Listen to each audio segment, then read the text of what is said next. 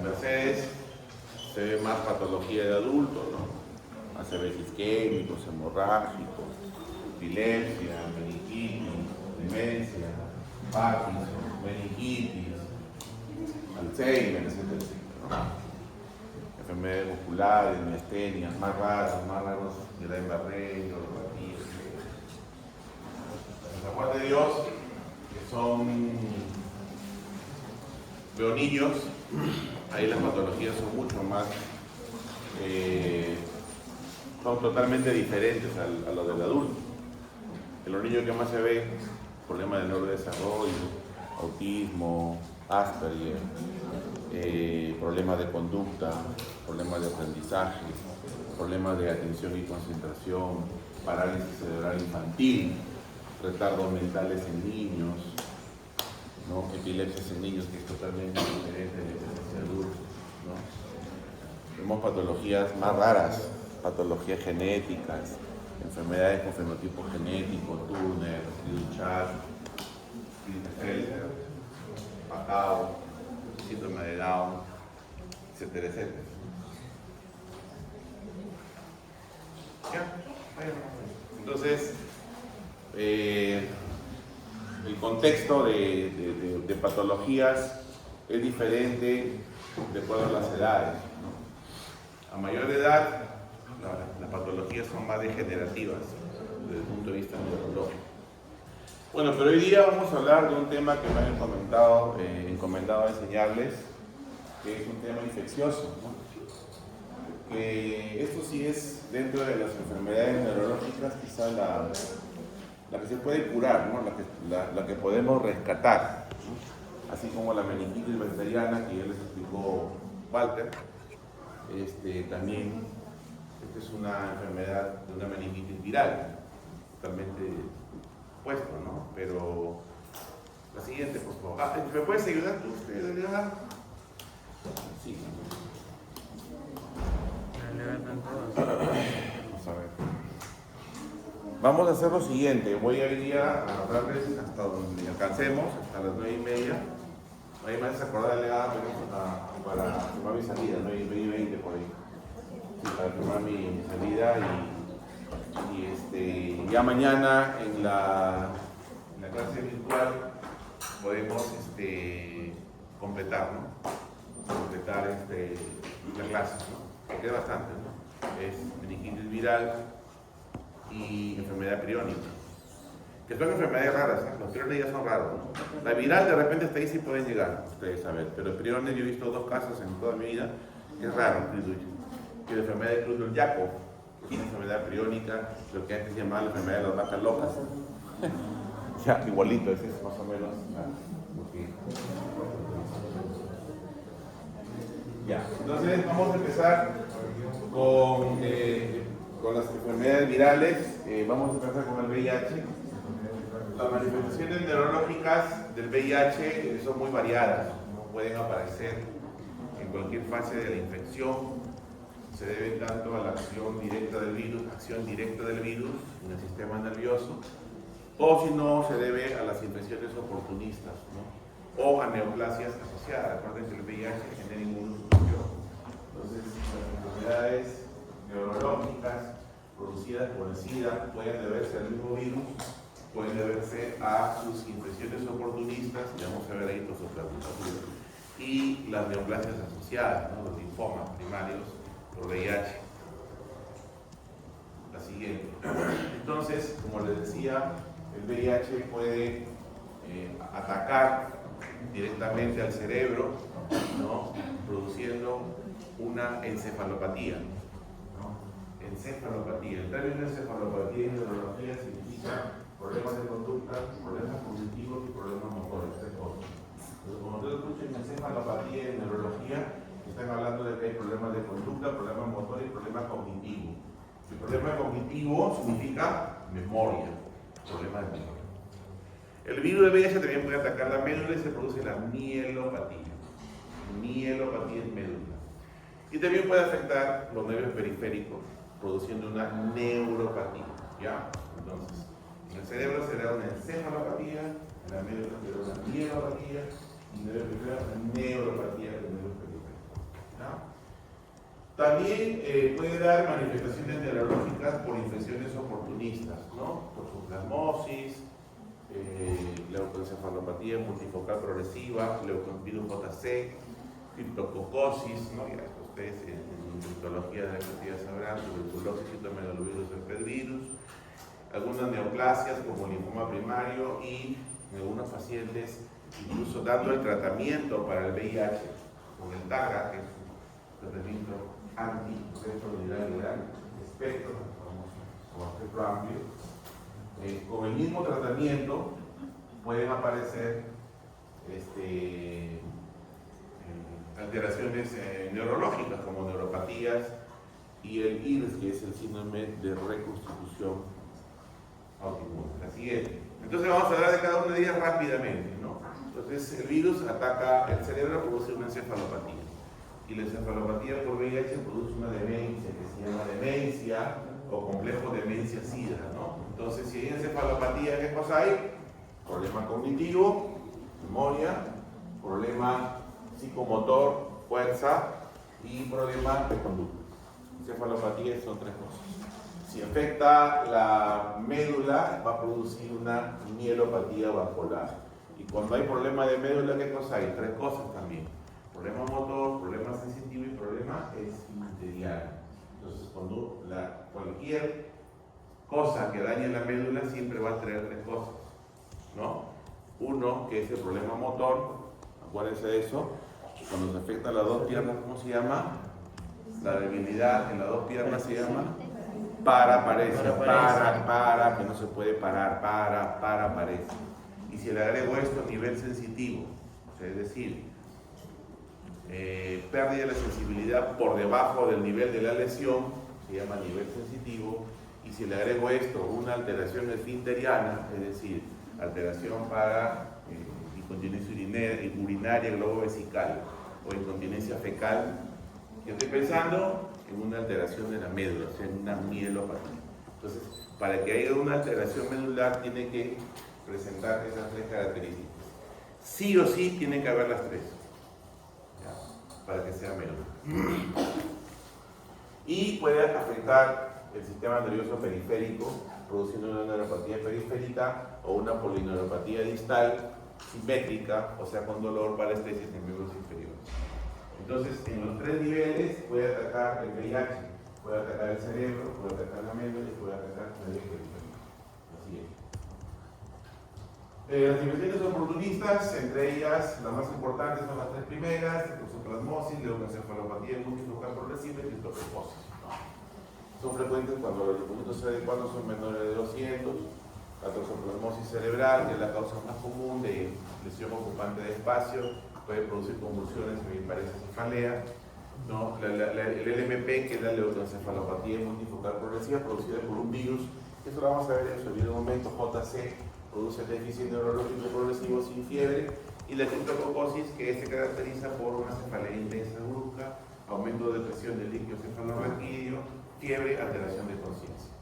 Otros, tuberculosis, citomegalovirus y el herpesvirus, ¿no? Las más frecuentes son las tres primeras. La siguiente. Neoplasia asociadas a VIH, ¿no? La neoplasia más asociada es el linfoma primario de VIH, que ataca el sistema nervioso central, principalmente ataca lo que es sustancia blanca, y aparecen lesiones únicas o múltiples con captación intensa de contraste, síntomas focales, hemiparesia, y aumento de presión intracraneal, ¿no? Así es. Y finalmente, las complicaciones asociadas al tratamiento de inmunosupresión. Cuando se da tratamiento al VIH, es muy frecuente encontrar a pacientes que tienen VIH que están mucho tiempo tomando el TARGA, ¿no? Que son los antirretrovirales de gran amplitud TARGA.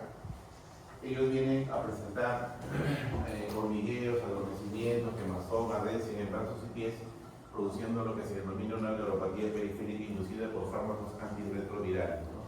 Entre ellos están la escabudina y la midazolam, que son los más frecuentes. Y también en algunos pacientes con síndrome de reconstrucción inmune hay un empeoramiento paradójico de síntomas neurológicos tras iniciar el TARGA, ya que hay una respuesta inflamatoria con infección de la siguiente.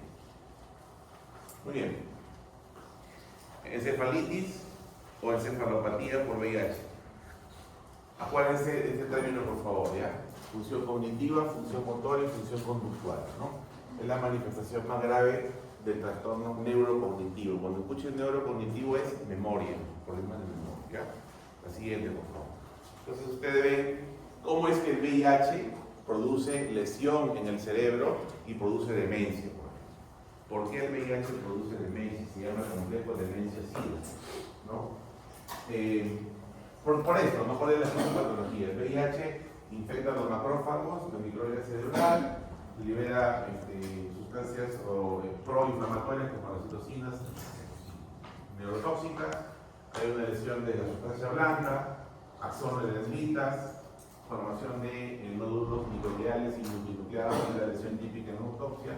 Y aquí hay una cosa que es muy importante, ¿no? No es una encefalitis viral aguda, ¿no? Como el herpes simple, sino el VIH es una enfermedad neurodegenerativa progresiva, ¿ya?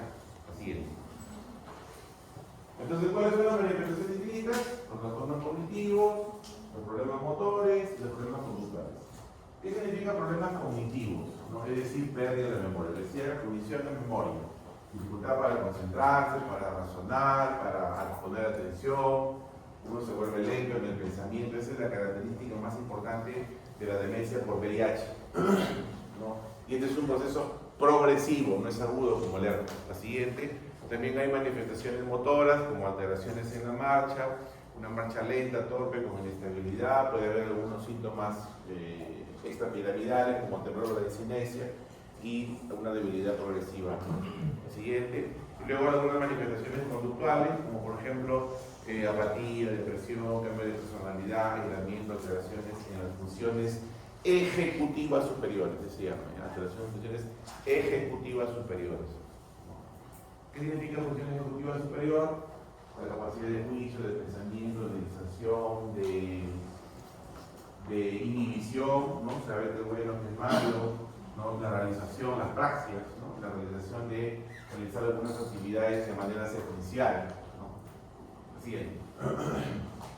¿Cómo se hace el diagnóstico? Principalmente es clínico, no hay evidencia de deterioro cognitivo, con unos test. Utilizamos el Minimental State Examination, utilizamos un test de MOCA, algunas evaluaciones neuropsicológicas, alteración de conducta motor y cognitivo, alta probabilidad de demencia en estos pacientes. Segundo, podemos pedir una resonancia cerebral. Como en todo demencia, podemos encontrar atrofia córtico-subcortical, hiperintensidad y disfruto de sustancia blanca. Tenemos sí o sí que pedir una evaluación por neuropsicología. Psicología nos ayuda mucho para determinar si existe alguna alteración o evaluación del grado de deterioro cognitivo, memoria. Y hay que descartar obviamente infecciones oportunistas como la toxoplasmosis, leucoencefalopatía multifocal progresiva y linfoma primario, que son infecciones oportunistas. Siguiente. Tratamiento en una demencia por VIH no podemos hacer casi nada, desde el punto de vista neurológico no hacemos nada. Solamente le decimos al paciente que siga su tratamiento antirretroviral. Esto ha demostrado que cuando es un tratamiento combinado es la principal medida para mejorar y estabilizar el cuadro demencial en este tipo de pacientes. No, ¿cuáles son los? Se utilizan medicamentos con buena penetración en el sistema nervioso central, como la pseudobudina, la datavir y la nevirapina, ¿no? Se puede dar una terapia de rehabilitación cognitiva, motora, apoyo psicológico y control de algunas comorbilidades como depresión y infecciones oportunistas. Siguiente. Vamos a avanzar con varios dispositivos. Así, a ver. Ya. El pronóstico es bueno siempre y cuando se le dé TARG. Entonces, si es un TARG adecuado, entonces la encefalopatía disminuye totalmente su incidencia. Pacientes sin tratamiento, la demencia es progresiva, incapacitante y irreversible, ¿no? Lo siguiente. Entonces, en resumen, entonces la encefalopatía, ustedes escuchen encefalopatía, a veces escuchan, por ejemplo, ustedes dicen meningitis y encefalitis, como uno combina, entonces meningoencefalitis. Cuando hay meningitis, acuérdense de los signos meningios, de quiebre de nuca, que yo lo hice con Walter Kerr y Lusinski, que eso ya tienen que saber de memoria, porque eso ahí es el pan de cada día en neurología infecciosa. Pero acuérdense que el síndrome de meningios hay como 50 signos de meningios, o sea, lo que les han indicado, lo que les han enseñado son los más sencillitos, la rigidez de nuca, que el neurocitis, que el cuellito, que el pie, que el pie. Eso es meningitis. Y encefalitis es lo que yo les acabo de decir. Conducta, cognición y motor.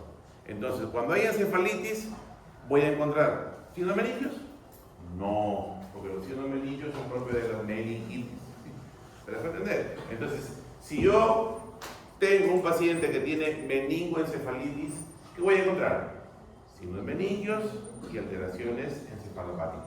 O sea, las dos cosas. Si hay meningitis, encontraré problemas de conducta, encontraré problemas cognitivos, encontraré... No. ¿Qué encontraré? Síndrome de meningios. Se acabó. Esa es la diferencia entre meningitis y encefalitis. ¿Está claro?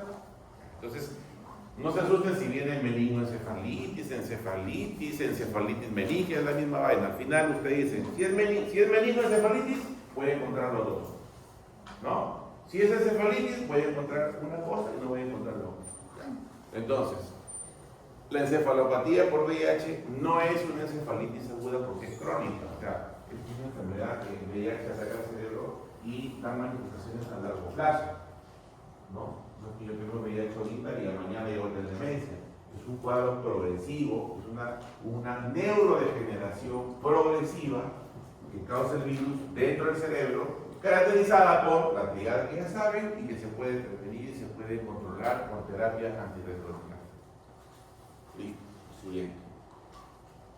Entonces aquí está el resumen de todo lo que hablamos. Resumen, ¿no? Ahí está en el lado izquierdo, ¿no? Las formas clínicas de cómo el VIH, ¿no? Produce daño en el sistema nervioso, ¿no? Lo más frecuente es que a nivel cerebral, este es el daño a nivel cerebral, como el VIH produce una encefalopatía por VIH, o sea, esto le llamamos nosotros demencia asociada a VIH, ¿no? El VIH también puede producir una leucoencefalopatía multifocal progresiva, puede producir un complejo de demencia SIDA y en los niños puede darse algunas manifestaciones de encefalopatía pediátrica como retraso de desarrollo psicomotor, problemas del lenguaje motores y alteraciones cognitivas en transmisiones verticales. La siguiente. A ver, con la anterior, todas las formas de VIH en el cerebro se tratan con targa, ¿no? Targa.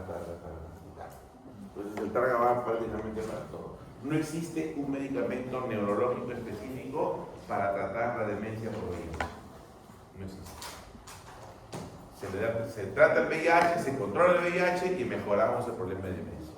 ¿Ya? No existe un tratamiento específico. Como existe, por ejemplo, en la demencia Alzheimer, en la demencia vascular, que vamos a ver en este capítulo de demencias, que sí hay medicamentos específicos para ese tipo de cuadros, como los anticolinesteráticos tipo donepezil, ribavirin, memantina y galantamina. Así es. Ya, entonces, en general, ¿qué es una meningitis viral? Una inflamación de la meningitis producida por virus. Sencillo, primaria, sencillo, el mismo nombre lo dice. Entonces, hay nada que pensar, nada que analizar, nada que memorizar. Meningitis viral es una inflamación de la meningitis producida por virus. ¿No? Ahora, es la forma más común de meningitis y acá hay datos muy importantes que lo diferencian de las bacterianas. La mayoría de las meningitis virales son benignas. Más del 90% de las meningitis virales son benignas. Y es autolimitado. ¿Qué significa eso? Así como empieza, acaba. El tratamiento es sintomático. Si tiene fiebre, le damos para la fiebre. Si tiene todo, le damos para todo. Si duele la cabeza, le damos para la cabeza. Hasta que pase el proceso. ¿No? Algunos casos se pueden complicar. ¿Cuáles? Las que son producidas por el herpes. Vamos a verlo después, cómo es eso. La siguiente. Entonces, miren, agentes causales de la meningitis viral a la cabeza, 90% de los casos, enterovirus, ¿no? El coxsackievirus y el ecovirus, ¿no? Virus herpes simple tipo 2, virus de la parotiditis, que son las más frecuentes, VIH en su fase aguda y los más raros, sarampión, etcétera, etcétera. Entonces aquí apréndanse nada más el enteroísmo. La siguiente. ¿Cuál es la patología de la meningitis viral? El virus ingresa, como igualito en la bacteriana, ingresa por vía respiratoria, digestiva, sanguínea. Llega al sistema nervioso central y produce una inflamación de las meninges, ¿no? Entonces se produce lo que se llama una abertura de la PHE, que es la barrera hematoencefálica, ¿no? Entonces se produce una inflamación de las meninges, se infecta el líquido cefalorraquídeo. A diferencia de la bacteriana, la destrucción celular es limitada. Las bacterianas son más agresivas. Y a diferencia también de la meningitis bacteriana, es que las meningitis virales no dejan secuelas, son las más fáciles de tratar, ¿no? Son las más sencillas, porque no se da ningún medicamento para matar al virus, simplemente dejas que pase el virus y se acabó el problema. La siguiente. Los síntomas principales, ¿cuáles son? El inicio es más leve y progresivo que la meningitis bacteriana. Hay fiebre, cefalea, disminuye de nuca, casi como la bacteriana, ¿no? Náuseas, vómitos, fotofobia, ¿no? En lactantes, en ellos no hay signos meningios. En lactantes no hay signos meningios. En ellos los niñitos lloran, se irritan, no quieren tetita, rechazan alimentos, están somnolientos, etcétera, etcétera. Las meningitis virales, por lo general, no suelen causar convulsiones. Muy raro el que lleguen a coma, será pues 1 de 1.000.000, ¿no? Y a diferencia de la bacteriana, que sí, en la bacteriana puede haber convulsiones, puede haber alteración de conciencia, ¿no? Que puede ser coma. ¿Ya? La siguiente. Delegada, me hace acordar porque no me ha salido ya. Entonces, ¿el diagnóstico cómo se hace? Con punción lumbar. Entonces, yo siempre les he dicho que el diagnóstico de meningitis es con punción lumbar. Así tenga signos de meningios, no me interesa. El diagnóstico de meningitis es punción lumbar. ¿Está claro? Entonces, cuando ustedes tengan un paciente para hacer el diagnóstico de meningitis, tienen que hacer punción lumbar. Y si no saben hacer punción lumbar, pues hay que hacer punción cisternal de acá. ¿Ya por qué les digo esto? Porque miren, cuando yo trabajaba en la regional, me invitaron a una discusión de caso clínico de un residente del 3er año de medicina interna en la regional. Y el caso clínico era meningitis tuberculosa. Como era meningitis tuberculosa, era un caso neurológico. Entonces me llamaron a mí para yo estar presente. Y me fui. Me siento todavía adelante, doctor, que me asiento, me dieron cafecito. Yo bien bacán, contento, escuchando la meningitis del caso. Y de verdad que fue una exposición bien interesante, porque el residente comenzó a hablar, se demoró como excelentes diapositivas, todo, resonancia, no sé cuál, el complejo de Von, de la radiografía y pulmones. Habló de 20.000 cosas, ¿no? Y sus diapositivas bien coloridas, bien bonito su exposición.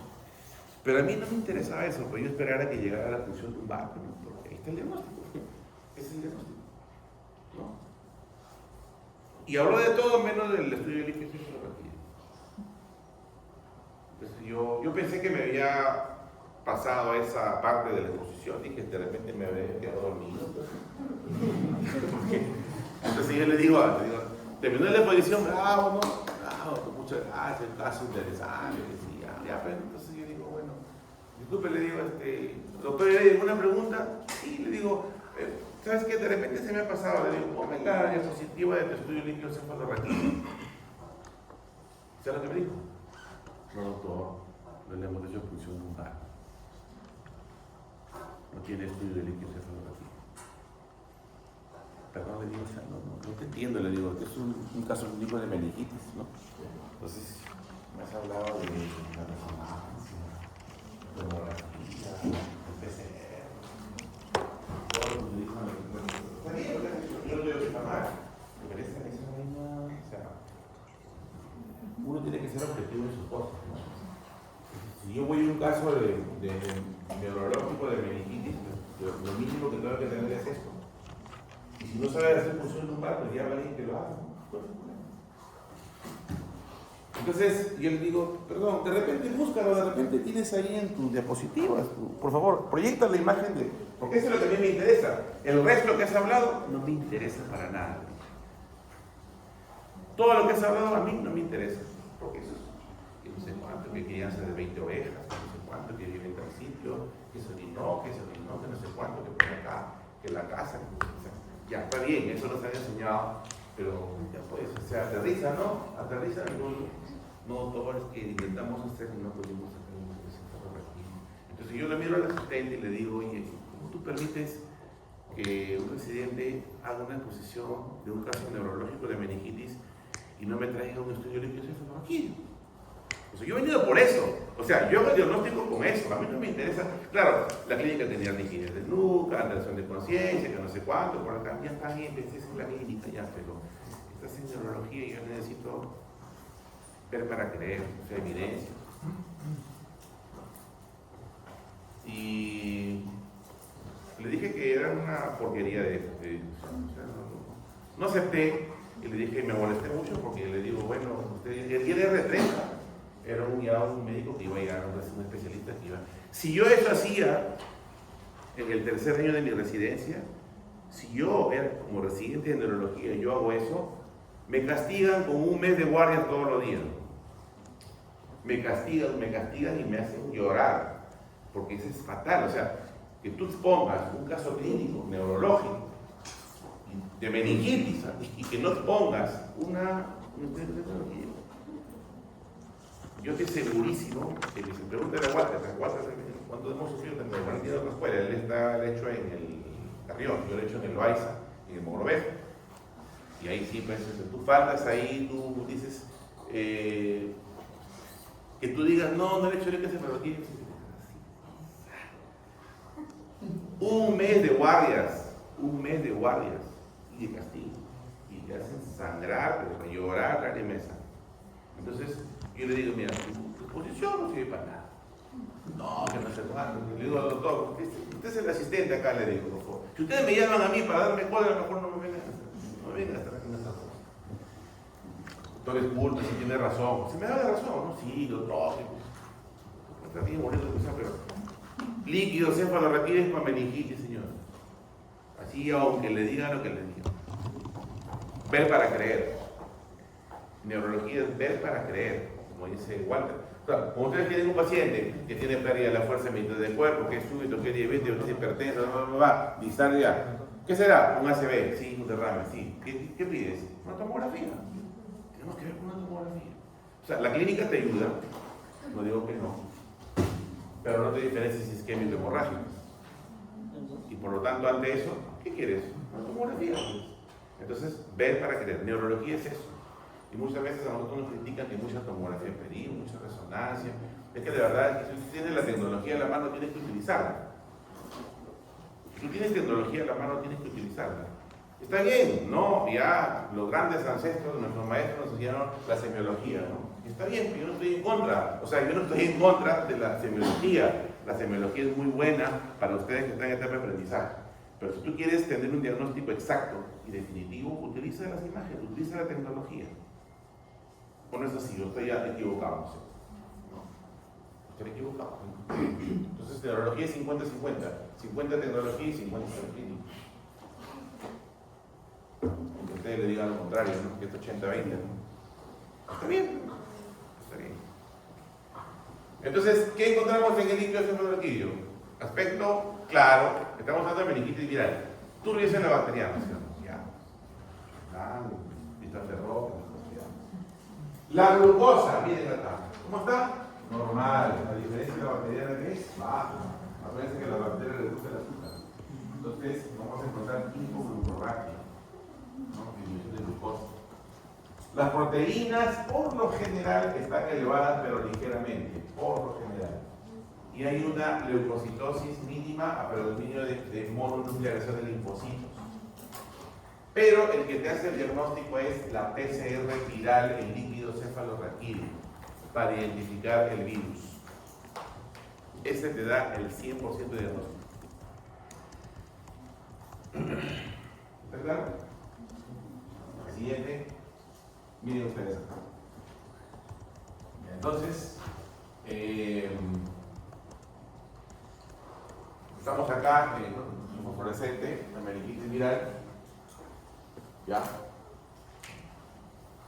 La presión de apertura normal, aspecto claro, miren, claro, los demás son turbios, opalescentes, opaletes claros, es normal, como si fuera un cristal de rojo.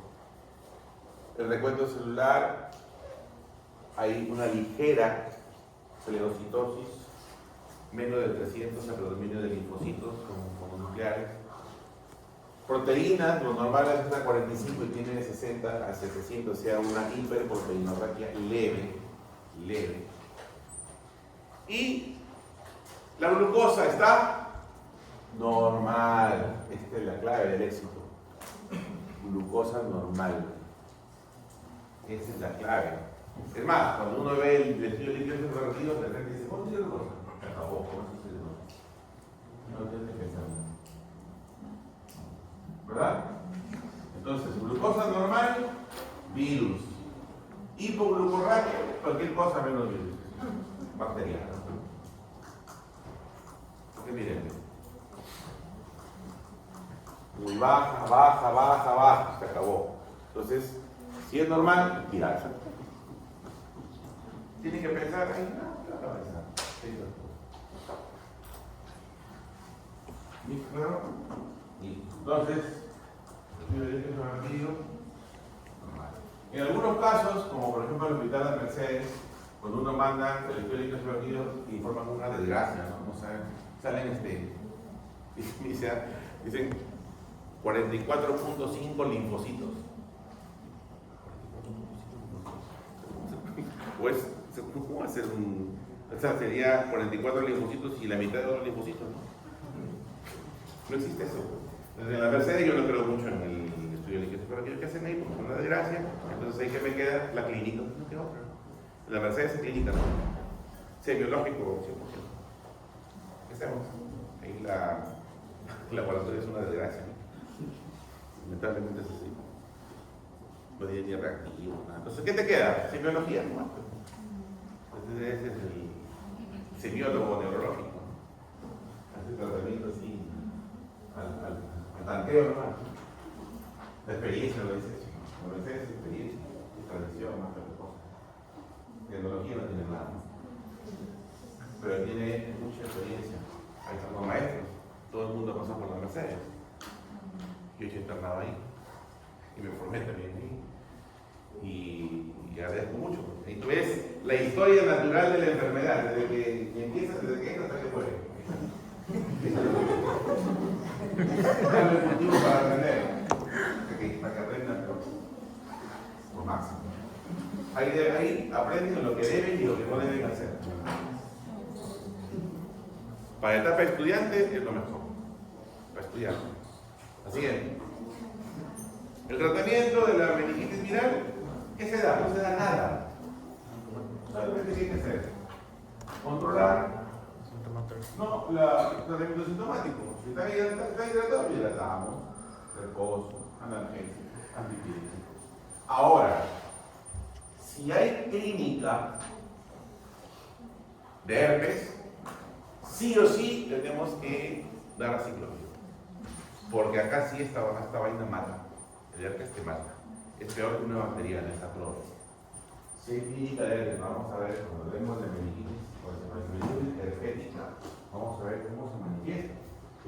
¿No? El herpes mata, por lo tanto damos aciclovir. Pero la gran mayoría se resuelve en 7 días sin complicaciones. Así es. Cuando lleguemos al herpes, vamos a ver. Complicaciones son poco frecuentes, en casos graves hay convulsiones, encefalitis, neurológico, la siguiente. Y acá está, ¿no? Los virus que con mayor frecuencia producen meningitis viral. ¿No? Esto resume el cuadro. El enterovirus, causa más frecuente, curso benigno, fiebre, cefalea, rigidez de nuca. Si hay rigidez de nuca es meningitis. Síntomas digestivos de exantema, el diagnóstico es líquido. Miren, el diagnóstico, líquido cefalorraquídeo, líquido cefalorraquídeo, acá, por todo líquido cefalorraquídeo. Entonces, el diagnóstico es con líquido cefalorraquídeo. ¿Dónde dice que el diagnóstico es con resonancia, con tomografía? ¿Dónde dice? ¿Dónde dice? Una meningitis viral. ¿Dónde dice que el diagnóstico es con una tomografía, resonancia, ¿no? ¿Qué más? Espectroscopía? Ya está. Un simple y vulgar líquido cefalorraquídeo que vale un sol. Y por acá está el ojo, por ahí todo. El PCR se hace líquido cefalorraquídeo. ¿Qué significa PCR? Reacción en cadena polimerasa. Ah, cadena polimerasa reactiva. No, es reacción de cadena polimerasa. Ya, entonces, a ver. Ya, la siguiente. Este hay que memorizarlo. Acá, por ejemplo, ya. Si es benigno encefalitis, ¿qué voy a encontrar? Pseudomeningia, encefalopatía. ¿Más? Encefalopatía. La triada, ya examen. Se acabó. Pero acá es herpética. Acá sí es de logrado. Acá sí, porque el herpes mata. Entonces, es una infección del sistema nervioso central causado por el virus herpes simple tipo 1. Tipo 1. Aunque también puede presentarse el tipo 2, pero en neonato. En adultos es tipo 1, en neonatos es tipo 2.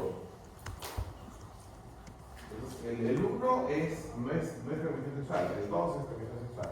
Por eso es que en el parto, líquido vaginal, el bebito se contagia, ¿no? Y sale por eso que el VIH tipo 2 es transmisión sexual. Inflamación del encéfalo y las meninges, secundaria a una infección del virus herpes simple, caracterizada por, ahí está todo el inicio de como un virus, fiebre, mental, hay convulsiones, miren, hay convulsiones, ¿no? Se considera una de las causas más graves de encefalitis viral esporádica. La siguiente. La epidemiología es 1 o 2 casos por millón de habitantes al año, afecta a cualquier edad. Esto es importante. El tipo 1 afecta a niños, adolescentes y adultos, y el 2 afecta a neonatos. La siguiente. Cuadro clínico, hay un pródromos, ¿no? Fiebre, malestar general, cefalea, como todas las mialgias, síntomas inespecíficos similares a un cuadro viral. La siguiente. Y aquí empiezan a aparecer los síntomas neurológicos iniciales. Y empieza la cefalea intensa. Ese es un síntoma neurológico persistente. Alteración del estado de conciencia. Antes en cualquier virus no había esto, pero en el herpes ya hay. ¿Cuántos son los niveles de conciencia? Son 4. Despiertos, somnolientos, torpor y coma. Son 4. Entonces ya ver alteraciones de conciencia, confusión, desorientación, somnolencia. Cambios de conducta, irritabilidad, comienzan algunos pacientes a tener alucinaciones visuales, ven cosas donde no hay, una cosa rara. Convulsiones, por lo general son focales o generalizadas. Focalización, este término focalización indica que la mitad del cuerpo está paralizado, donde mi parexia, puede haber una hemianopsia o una afasia. ¿Saben qué es eso? ¿Saben qué es afasia? ¿Saben qué es hemianopsia? Afasia es la incapacidad, o sea, alteración del lenguaje por una lesión cerebral. Eso es afasia.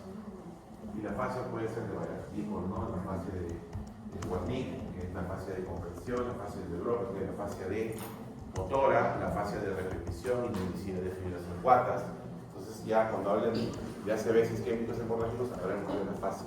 Las hemianopsias es cuando se ve, el paciente dice, no veo la mitad del lado de aquí, un cuadrante temporal, cuadrante nasal. Doctor, cuando veo de frente, veo la mitad nada más, pero la otra mitad no la veo. Esa es una hemianopsia. ¿Ya? Hemianopsia.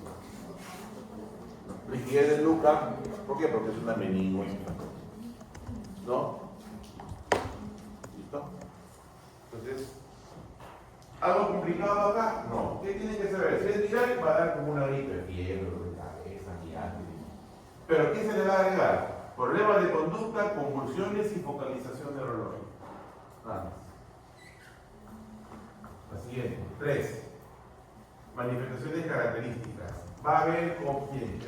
El herpes tiene una especial predilección por lóbulo temporal y lóbulo frontal. Es el sitio típico del virus herpes simple tipo 1. Si se afecta el lóbulo temporal, El temporal es el lóbulo de las convulsiones, el lóbulo de la memoria, porque ahí está el hipocampo.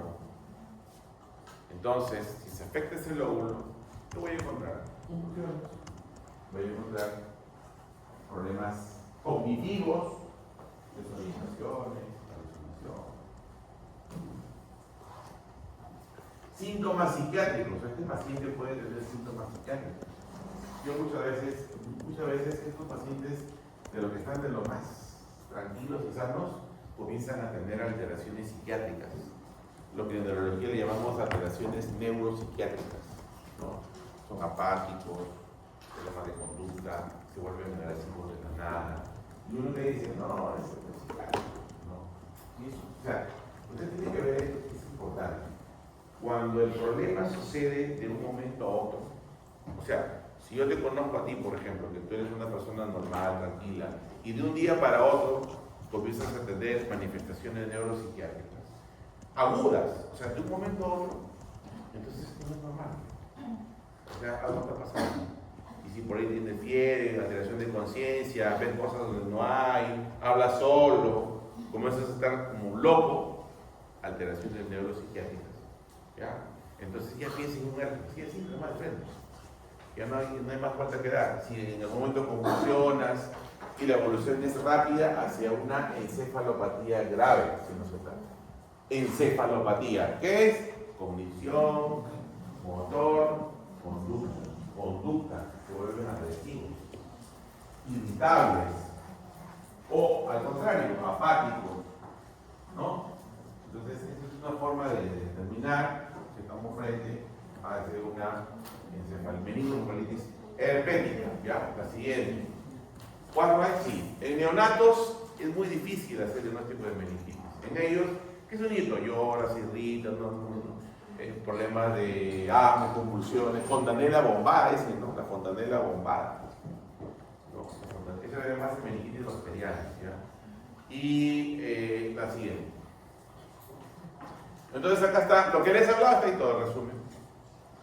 Los síntomas prodrómicos, ¿no? Fiebre, malestar general, cefalea, como una gripe cualquiera. Así empieza la meningitis.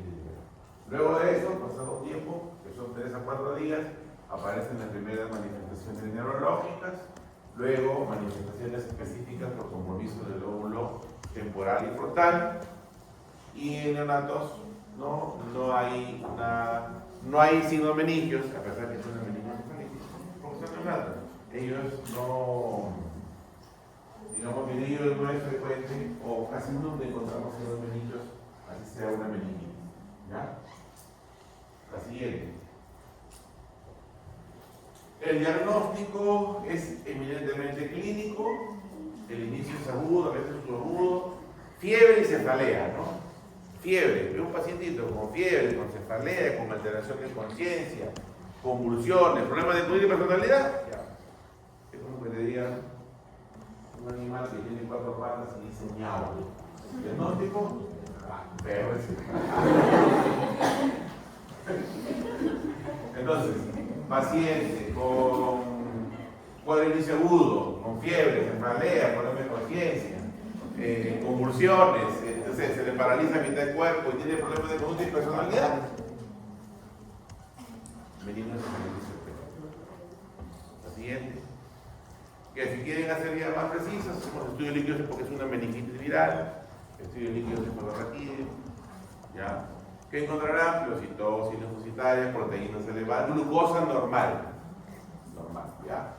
Presión normal, y esta de acá es importantísima, el PCR para el virus herpes líquido. Tiene una especificidad 95, que es prácticamente el diagnóstico.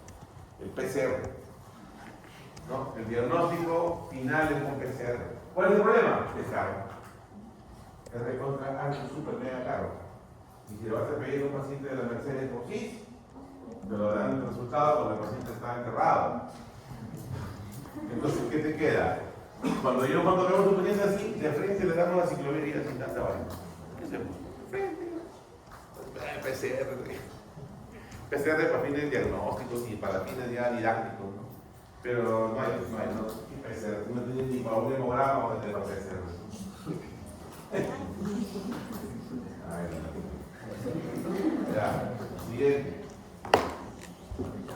Se pide, acá sí se pide, pero miren, primero es el estudio de líquidos cefalorraquídeos, después pide la resonancia. ¿Qué van a encontrar? Lesiones hiperintensas en T2 sin flare. Hiperintensas. Acuérdense esto. Hiperintensidad, hiperseñal. Hiperintensidad. Intensidad y señal es de resonancia. Hiperintensidad y la señal. La señal y la intensidad es de resonancia. Las densidades es de tomografía. Entonces, si te digo lesiones hiperintensas, será resonancia. O hiperseñal, resonancia. O señal, entonces, ¿qué encontraste? Lesiones hiperintensas localizadas en lóbulos temporales y región orbitofrontal. O sea, frontal y temporal. Tomografía ya no, pues no, o sea, tomografía sí, pero si no hubiera resonancia, tomografía. ¿Qué encuentran? Lo blanco en la tomografía se ve negro, o sea, hipodenso. Entonces hay lesiones hipodensas donde deben el lóbulo temporal. En algunas puede haber necrosis hemorrágica, en algunas presentaciones puede haber necrosis hemorrágica. Siguiente. El electroencefalograma es el cuarto elemento para hacer diagnóstico, o sea, no lo utilizaría como primera opción. ¿Ya? ¿Qué podemos encontrar? Alguna actividad o una descargas periódicas, lóbulos temporales, es un hallazgo sugestivo, pero no es específico. El electro casi no se utiliza, sería en vano. Clínica, estudio de líquidos cefalorraquídeos, PCR, resonancia, tomografía y el último, si quiero, un electroencefalograma.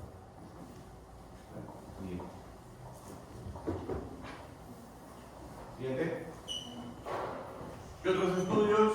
Serología para virus de infección es útil para el diagnóstico agudo.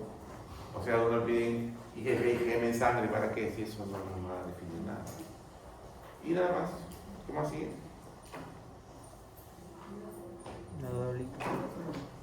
Ahí te resumen de todo, te resumen siempre lo que lo resumen. Ahí te resumen de todo lo que he hablado en lo que es meningoencefalitis herpética. Todo lo que hablaba ahí. Esos cuadritos tienen que aprenderlo. Clínica, cada fiebre, convulsiones. ¿Preguntas acá? ¿Preguntas? ¿Alguna pregunta hasta acá? ¿Dudas? Dime.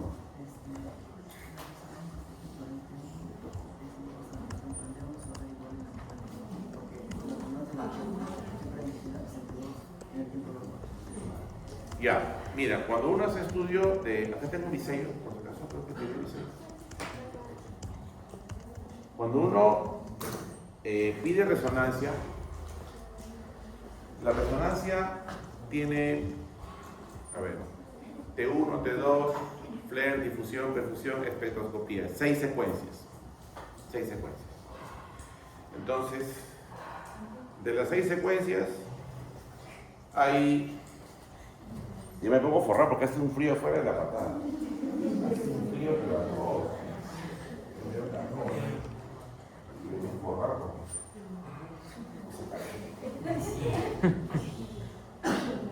Voy a calatear. T1 es líquido cefalorraquídeo negro, ¿no? Entonces, T2, líquido cefalorraquídeo blanco. La pregunta es, ¿cuál es la secuencia, la mejor secuencia para ver resonancias? ¿Quién sabe? La mejor secuencia es el flare. ¿Qué significa flare? R de reversa, o sea, el líquido, o sea, los resultados se ve blanca y la blanca se ve gris. Entonces, esa secuencia es la más importante en tomografía. O sea, cuando uno ve en resonancias, te dan como 6 placas, ¿no? Un montón de placas. Ya, tú coges, buscas la flare. Y si no sabes cuál es la flare, busca la que diga flare chiquito ahí. Que lo tengo que tirar, no, ahí dice flare chiquito. Agarra la flare y lo coloca. Entonces, lo blanco se ve gris y lo gris se ve blanco. Eso es flare. Ahora, cuando hay un proceso infeccioso, viral o bacteriano, siempre cogemos la secuencia Flair. Y la mancha blanca que encontremos es patológica siempre. Siempre es patológica. Y si es mancha blanca, será una mancha hiperintensa. Después del Flair, la otra secuencia más importante es la T2. ¿Por qué? Porque ahí también se ven lesiones hiperintensas, o sea, blancas. ¿Por qué? Porque las infecciones bacterianas o virales, las inflamaciones o las infecciones generan procesos inflamatorios. Y cuando hay inflamación hay edema. Y cuando hay edema hay agua. Y la resonancia capta, pinta de blanco los edemas inflamatorios. Hay otra secuencia que es la difusión-perfusión. Esa secuencia se utiliza para determinar infartos al segundo, ACVs isquémicos al segundo. Porque los ACVs isquémicos, o sea, los infartos cerebrales, en la tomografía siempre salen normal dentro de las primeras 72 horas. Siempre. Pero si yo quiero saber si es un infarto o no, utilizo la resonancia por difusión-perfusión. Y ahí me va a salir la imagen hiperintensa del infarto cerebral. Si tú quieres, si tú tienes una lesión ahí cualquiera, tú no sabes lo que es, hoy en día existe lo que se llama la espectroscopía. ¿Qué es la espectroscopía? La espectroscopía detectan con la máquina la lesión. Eso se llama voxel. Detectan el voxel y le lanzan sustancias a esa mancha, a esa masa. Y ahí te dicen si eso es un tumor, si es un infarto, una hemorragia, un tuberculoma, un quiste de cisticerco. O sea, la máquina automáticamente te lanza el diagnóstico sin necesidad de pensar mucho. Después de la T2, la otra secuencia que sigue es la T1, pero la T1 es, como tú dices, similar a una tomografía. No me sirve para nada. La T1 puede servir en algunas patologías, como por ejemplo esclerosis múltiple, para detectar lo que llamamos los agujeros ciegos. Cuando hablemos de esclerosis múltiple le voy a explicar para qué sirve eso. Pero la resonancia en T1 no ayuda mucho, pero como tú dices, es una tomografía. Entonces, para infecciones de meningitis, y yo quiero determinar si hay lesión lóbulo temporal, busco mancha blanca, o sea, hiper intensa o hiperseñal. ¿Y qué utilizo? ¿Qué secuencia? Flair y T2. Retrocede, por favor. Vamos a ver qué dice la resonancia. Retrocede. Ahí no vas. Miren qué dice acá. Ahí está bien claro. T1 ya no sirve. T1 es una tomografía.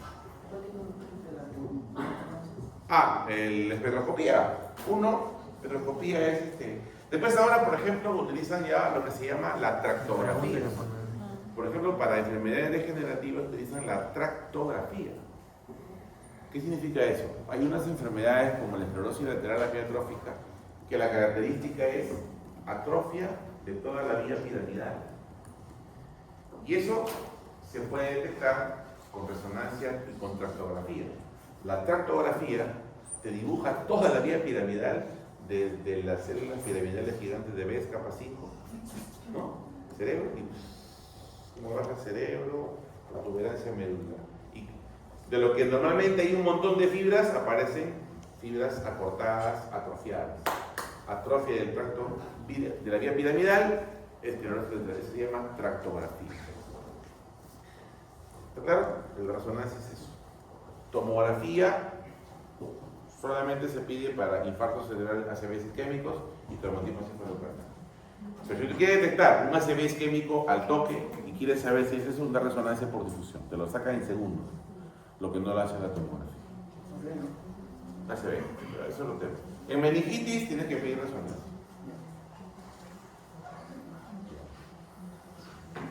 ¿Seguimos? ¿Así? Tratamiento. Aciclovir nada más. Aciclovir intravenoso. Ahí está la dosis, 10 miligramos por kilo cada 8 horas. Es 10 miligramos kilo dosis. ¿Ya? No es 10 miligramos kilo día, no es kilo dosis. Cada 8 por 14, 21 días. Debe iniciarse de inmediato. Es más, sin necesidad, con lo suficiente con la función lumbar, no necesitamos más cosas. Va a esperar resonancia, peor PCR ya. Sin esperar confirmación de laboratorio, ahí está. Sin esperar confirmación de laboratorio, ya que retrasa, o sea, al retrasar el tratamiento aumenta la mortalidad. Y luego se tratan los síntomas coadyuvantes, ¿no? Si hay convulsiones, le damos fenitoína, se maneja la hipertensión endocrina. Manitol. Manitol. Siguiente. Acá también está el siguiente, ¿verdad? Aquí está el tratamiento en adultos y en niños, ¿no? Ahí está todo. Es kilo cada 8 horas, 14, 21 días, ¿no? 21 días. 21 días. Siguiente. Pronóstico. Mortalidad sin tratamiento 80%, con tratamiento 20%. Puede dejar secuelas neurológicas, sí, alteraciones cognitivas, epilepsia y trastorno de la memoria. ¿Qué más? ¿Qué sigue? Este resumen de todo. Ahí está. Lean eso, ¿no?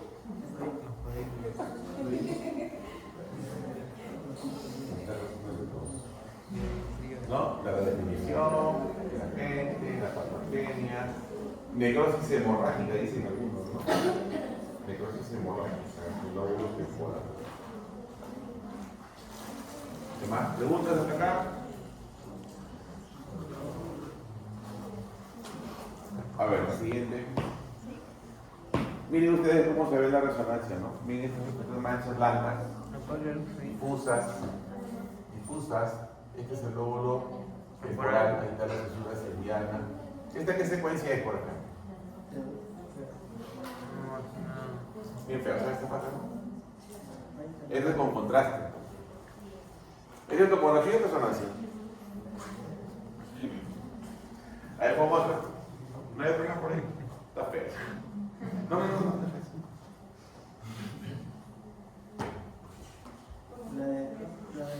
Este es con contraste, ¿no? Entonces, ¿por qué es resonancia? Porque no se ve el hueso, ¿no? Este es grasa. En la resonancia no se ve la calota, se ve la grasita, el epidural. Entonces, lo que ustedes tienen que ver acá son estas imágenes hiperintensas, difusas, simétricas, ¿no? Localizadas en el lóbulo frontal y en el lóbulo temporal. Tampoco llega acá a la zona parieto-occipital.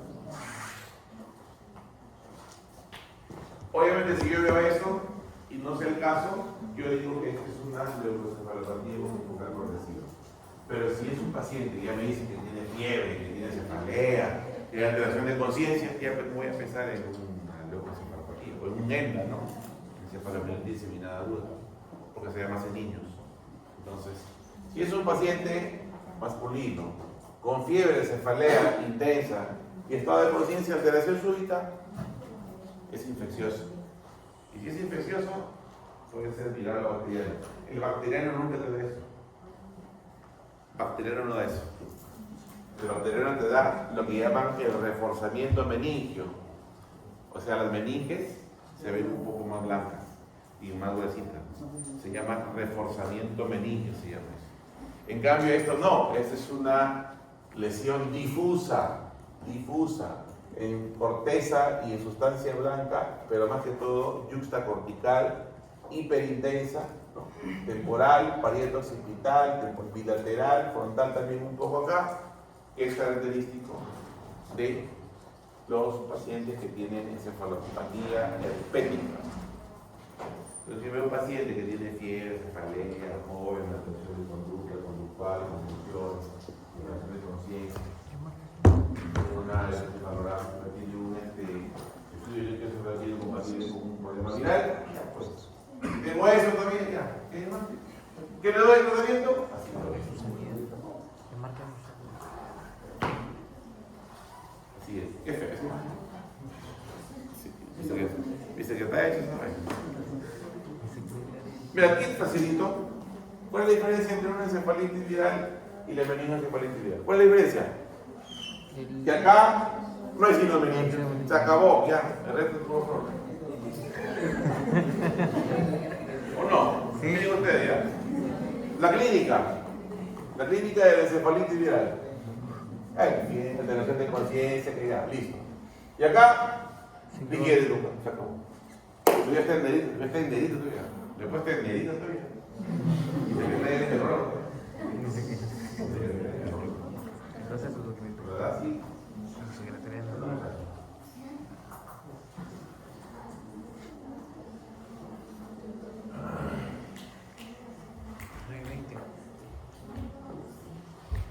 Te dijo, ¿no? ¿Alguno de acá? No sé. Bueno, sí. Le damos ahí y lo seguimos.